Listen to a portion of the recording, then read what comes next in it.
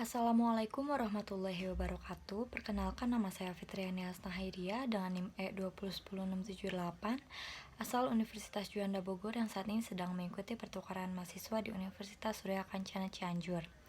Di sini saya akan sedikit mereview materi kuliah Hukum Pidana pertemuan ketiga pada Senin 27 September 2021 yang telah disampaikan oleh dosen pengampu yaitu Profesor Dr. Hajah Heni Nuraini SHMH dan Dr. Muhammad Rendi Aridayandi SHMH. Pada pertemuan kali ini telah dibahas tentang jenis-jenis tindak pidana menurut KUHP dan menurut doktrin. Menurut KUHP yang pertama yaitu pada buku 2 yang berisikan tentang kejahatan atau misdriven terdapat pasal 104 sampai pasal 488 KUHP.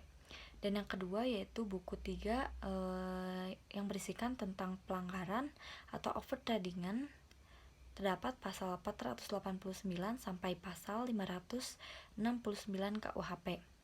Perbedaan antara kejahatan dan pelanggaran menurut MVT atau Memory Fund to Letting didasarkan pada penilaian kuantitatif, yaitu kejahatan sanksinya lebih berat dibandingkan dengan sanksi pelanggarannya.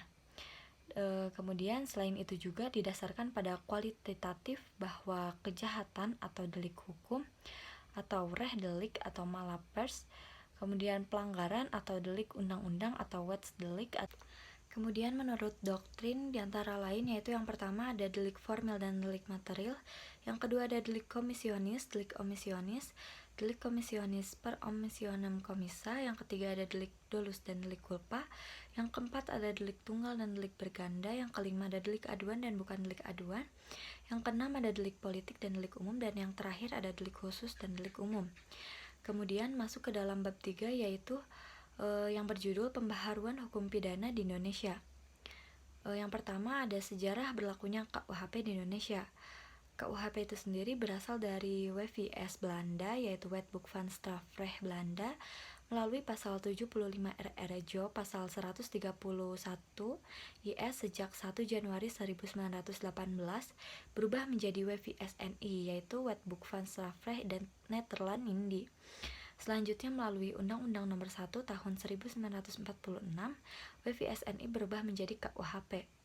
Ada pula alasan diadakan pembaharuan KUHP itu sendiri, yaitu yang pertama ada alasan politis, yang kedua ada alasan sosiologis, yang ketiga ada alasan praktis, yang keempat ada alasan adaptif.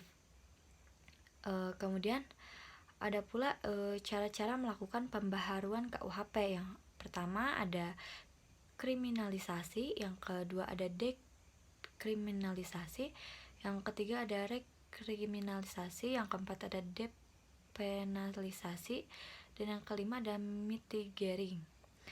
Kemudian ada pula metode pembaharuan KUHP yaitu ada 3, yaitu yang pertama evolusi atau evolusionis, yang ketiga ada kompromis, dan yang terakhir ada global.